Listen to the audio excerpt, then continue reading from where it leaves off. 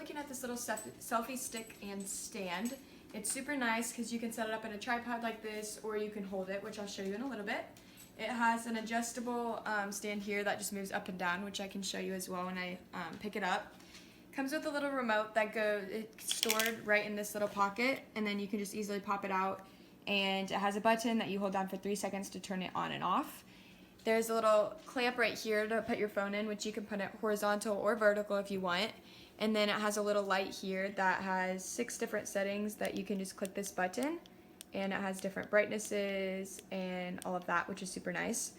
It comes with an extra little magnet that just goes right into this remote, and then a little charger cord and a user manual if you do need the help.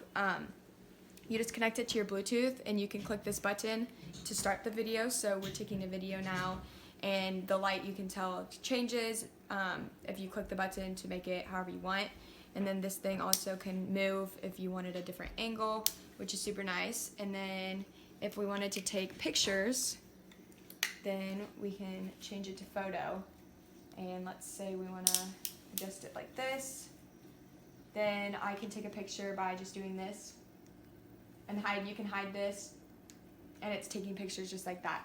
So it's super nice, easy to use. These close to make it more of like a handle, which is super nice. And then this,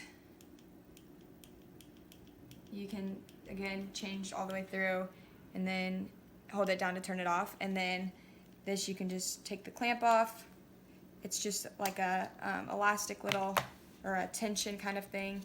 You can close it like that. And then also, if you wanted, you can open these and put your phone in this way, so you can move it around. And then again, it's super adjustable, and you can close it down like this.